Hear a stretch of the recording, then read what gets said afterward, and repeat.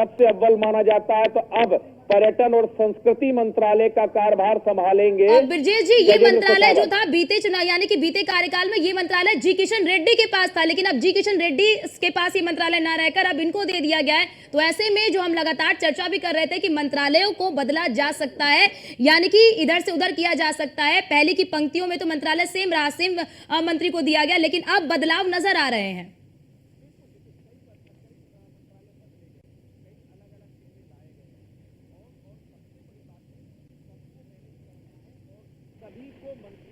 ब्रजेश जी, आवाज आ रही है?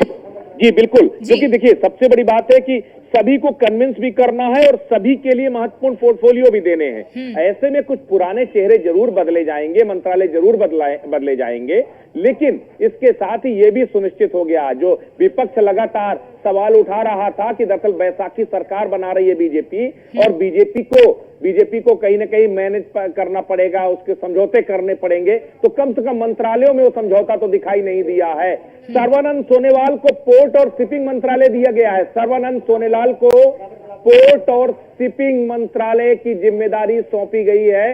तो ये इस वक्त की एक और बड़ी ब्रेकिंग, पोर्ट और शिपिंग मंत्रालय की जिम्मेदारी सर्बानंद सोनोवाल को सौंपी गई है।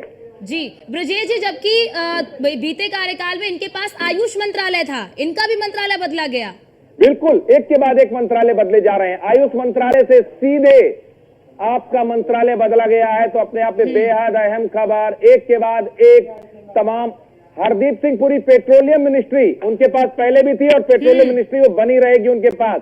भूपेंद्र यादव वन और पर्यावरण मंत्री बनाए गए हैं। भूपेंद्र यादव को वन और पर्यावरण मंत्री पहले भी उनके पास ही मंत्रालय रखा गया है ब्रजेश, क्योंकि दूसरे कार्यकाल में हमने देखा कि भूपेंद्र यादव के पास ये मंत्रालय था, पर्यावरण मंत्रालय, और इनके मंत्रालय को भी रिपीट किया गया है। बिल्कुल, भूपेंद्र यादव अपने आप में बीजेपी के कोर मेंबर हैं, संगठन से जुड़े हुए बड़े चेहरे हैं, और जिस तरीके से ये एक के बाद एक नाम सामने आ रहे हैं, वो अपने आप में जो है वहां पर ये बेहद अहम है। जिस तरीके से मंत्रालयों को जो है बदला गया है, कई महत्वपूर्ण मंत्रालय सहयोगियों को भी दिए जा रहे हैं। Shantanu Thakur port shipping ministry में एमओएस होंगे। शांतनु ठाकुर एमओएस बनाए गए हैं पोर्ट और शिपिंग मिनिस्ट्री में। तो एक के बाद एक मंत्रालय सामने आ रहे हैं, ये अपने आप में बेहद अहम है। सबसे बड़ी बात यह है कि किरण रिजिजू को इस बार संसदीय कार्य मंत्री बनाया गया है। सीआर पाटिल के पास महत्वपूर्ण मंत्रालय दिया गया है जल शक्ति का। राम मोहन नायडू को नागरिक उड्डयन मंत्री बनाया गया है। तो राम मोहन नायडू को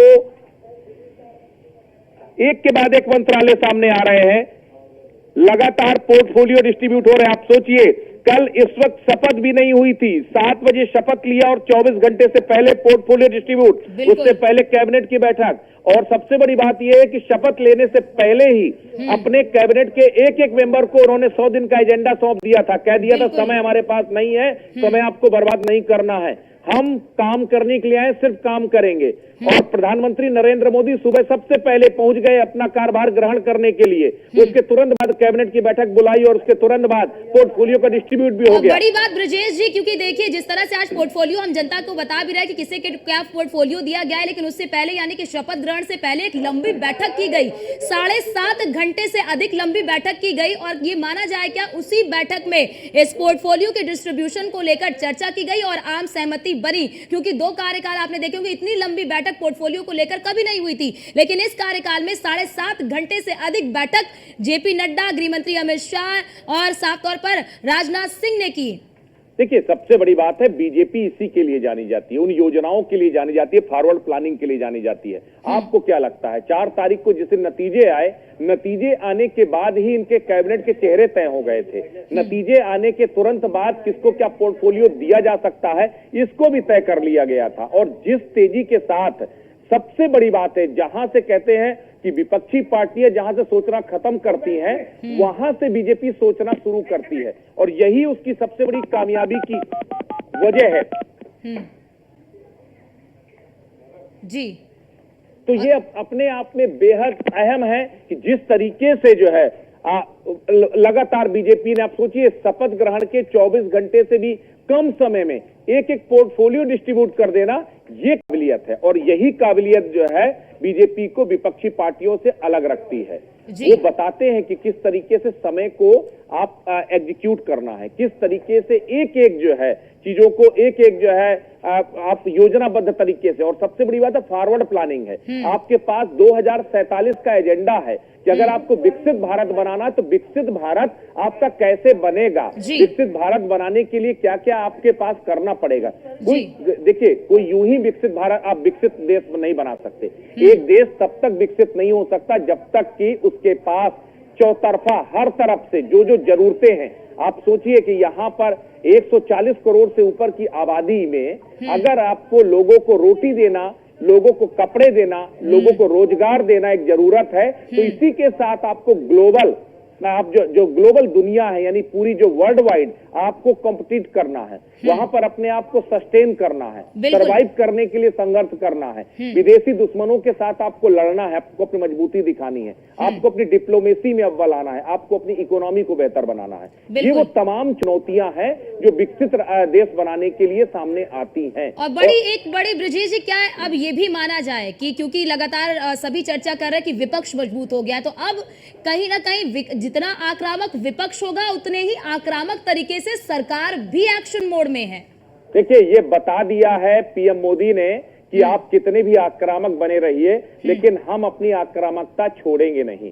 सबसे बड़ी बात है, आप सोचिए किसने सोचा था, आप अगर इस वक्त वर्ल्ड कप चल रहा है, आप वर्ल्ड कप में क्या किसी ने सोचा था कि 119 रन बना करके भी इंडिया कोई मैच जीत सकती है? लेकिन इंडिया ने मैच जीता ना। अगर आपके पास विल पावर है, अगर आपके पास आक्रामकता है, आपके पास लक्ष्य है, विजन है, तो आप उसे पा सकते हैं। तो वही बीजेपी है, बीजेपी के पास विजन है और विजन को एग्जीक्यूट करने के उसके पास जो है विजनरी लोग हैं। और इसीलिए आप सोचिए, जिसको विपक्ष नैरेटिव सेट करने की कोशिश कर रहा था कि दरअसल जनादेश बीजेपी के साथ है ही नहीं, कल शपथ ग्रहण में ये बता दिया नरेंद्र मोदी ने कि जनादेश ही नहीं है, आप पूरी दुनिया का समर्थन उनके साथ है। 4 तारीख को जब नतीजे आए थे, लोग कह रहे थे कि बीजेपी फेल हो गई, आउट हो गई, उस वक्त दुनिया के तमाम बड़े बड़े राष्ट्राध्यक्ष पहले ही पीएम नरेंद्र मोदी को बधाई देने लगे थे। ये आपका मैनेजमेंट है, ये आपका विजन है, उसको एग्जीक्यूट करने की आपके पास कैपेसिटी है। बिल्कुल और ब्रिजेश जी, यही वजह है कि बीजेपी हमेशा कहती है कि बीजेपी के पास विजन है और बीजेपी उसी विजन से आगे बढ़ती है। आप हमारे साथ बने रहिए। पीयूष भी हमारे साथ न्यूज रूम से लाइव जुड़ चुके हैं। पीयूष, विभागों का बंटवारा हो रहा है, अहम मंत्रालय बीजेपी ने अपने पास रखे हैं।